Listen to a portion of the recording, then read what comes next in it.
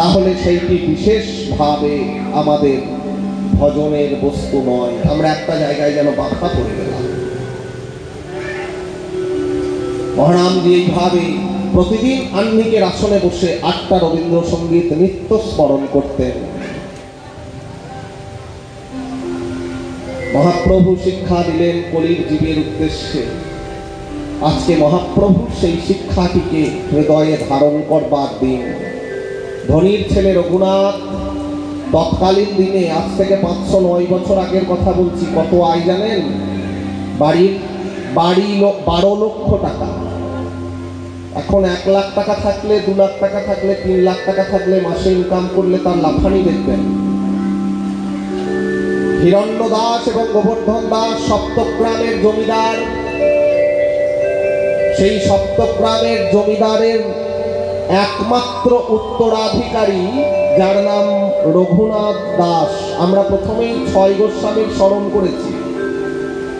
প্রথম আসর বন্দনাতেই সরগোস্বামীর স্মরণ আমরা করেছি। জয়রূপ সনাতন ভট্ট রঘুনাথ, শ্রী গোপাল ভট্ট দাস রঘুনাথ।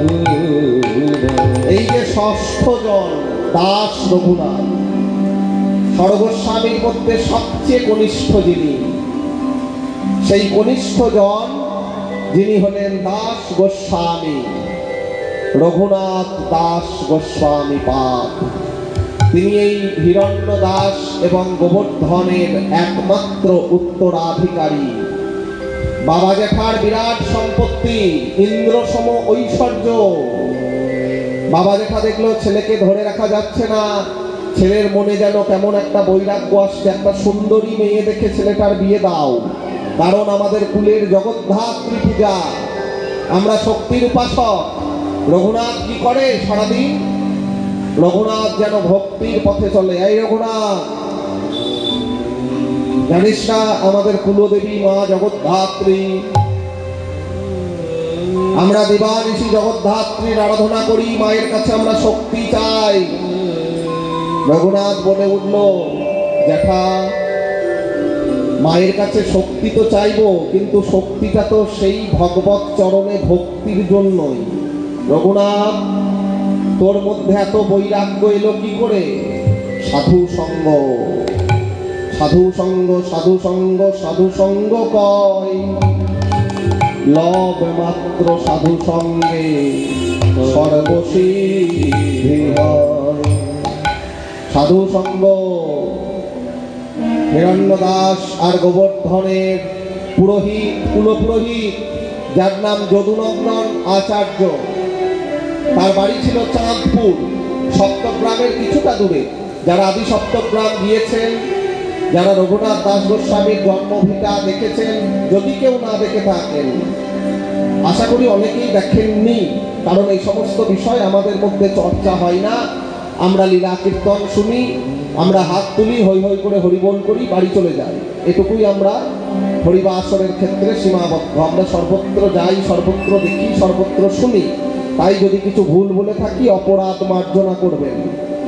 আদি সপ্তগ্রাম, সপ্তগ্রামের জমিদার রঘুনাথ দাস গোস্বামী, সেই সপ্তগ্রামে তার জন্মভিটে গিয়ে প্রণাম করবেন। ব্যান্ডেলের অনতি দূরে, ব্যান্ডেল স্টেশনে নামলেই যাওয়া যাবে, এমন কিছু বিশেষ ব্যাপার নয়। ব্যান্ডেল স্টেশনে নেমে আপনারা যেতে পারবেন সেখানে। সেই আদি সপ্তগ্রামের জমিদার তারা, সেখানেই রঘুনাথ থাকেন। চাঁদপুরে একদিন এসেছেন হরিদাস ঠাকুর, দেবানিশি যিনি 3 লক্ষ নাম জপ করেন, সেই হরিদাস ঠাকুরের একদিন সঙ্গ লাভ ঘটল। ছোট্টবেলায় রঘুনাথের জীবনটার বোল পাল্টে গেল।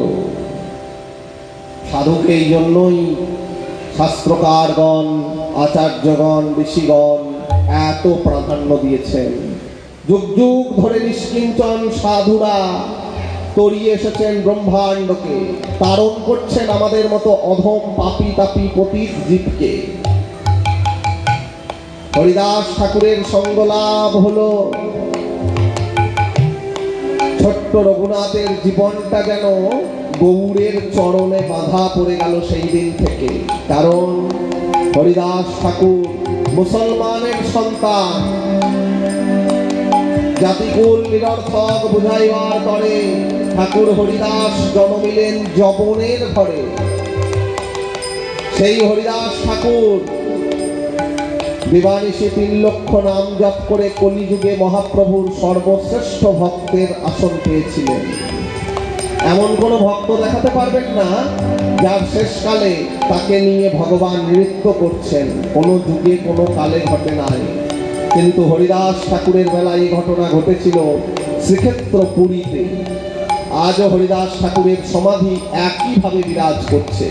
যারা পুরী যান যে কোনো বাসনায়, জগন্নাথ দর্শনে, সমুদ্র স্নানের বাসনায়, অন্তত একবার হরিদাস ঠাকুরের সমাধিতে গিয়ে মাথা ঠেকিয়ে আসবেন।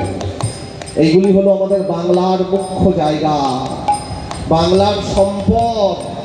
এইগুলির মাধ্যমে এবং ভক্তির মূল জায়গাগুলোতে বাঁধা হরিদাস ঠাকুরের সমাধি, যাকে মহাপ্রভু নিজে হাতে সমাধিস্থ করেছিলেন, সেই সমাধিস্থল আজও পুরীতে রয়েছে স্বর্গদ্বারে। স্বর্গদ্বার শ্মশান, যেখানে দিবানিশি চিতার আগুন জ্বলছে, সেই শ্মশানের অনতি দূরেই বড় বড় করে দেখতে পাবেন শ্রী হরিদাস ঠাকুরের সমাধি মঠ। আজও অনন্ত চতুর্দশীতে সেখানে উৎসব হয়, গিয়ে একবার মাথা ঠেকিয়ে প্রণাম করে আসবেন। সেই হরিদাস ঠাকুরের যেই সঙ্গলাভ ঘটে গেল, রঘুনাথ দাসের জীবনটা পাল্টে গেল। বাপ জ্যাঠার বিরুদ্ধে গেল, বাবা আমাকে বলছো শক্তির উপাসনা করতে, শক্তি আমার হৃদয়ে, কিন্তু শক্তিটা আমার এই ক্ষেত্রে বলাহিত হোক যেন আমি গৌর চরণ পাই, যেন গৌর চরণে পাই। আমার শয়নে গৌর, স্বপ্নে গৌর, গৌর নয়ন তারা। আমার শয়নে গৌর, স্বপ্নে গৌর, গৌর হরি বল, নিতাই গৌর হরি বল।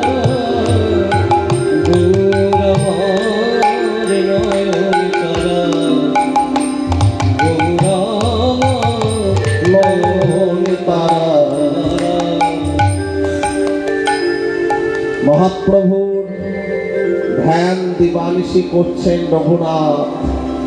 অন্তরে তীব্র বৈরাগ্য। বাপ জ্যাঠা দেখলো একটা সুন্দরী মেয়ে দেখে এর বিয়ে দিই। চরিতামৃতকার বলছেন ইন্দ্র সম ঐশ্বর্য, অপ্সরা সম স্ত্রী। অপ্সরার মতো দেখতে একটা সুন্দরী মেয়ে দেখে রঘুনাথের বিয়ে দিয়ে দিলেন। তাতে কি হবে? সাধু সঙ্গ যার একবার ঘটেছে বাবা, সাধুর কৃপা, ওই যে বললাম নিষ্কিঞ্চনাং নিষ্কিঞ্চনানাং নব্রমিত যাবৎ। নিষ্কিঞ্চন ভক্তের পদধূলিতে যে একবার স্নান করেছে, তা হরিদাস ঠাকুরের মতো নিষ্কিঞ্চন আর কে আছে? ঠাকুর আমি 3 লক্ষ নাম করেছি, তোমার কাছে 3টে টাকা কোনোদিন চাইনি, চাইবার বাসনাও আমার নাই। আমি 3টে জিনিস নিয়ে এই জগৎ ছাড়তে চাই। আমি হৃদয়ে ধরিব তোমার কমল চরণ, কমল চরণ, আর নয়নে দেখিব তোমার উচাঁদ বদন। নয়নে দেখিব তোমার উচাঁদ বদন। আমি জিহ্বায় উচ্চারিব শ্রীকৃষ্ণ চৈতন্য নাম, কৃষ্ণ চৈতন্য।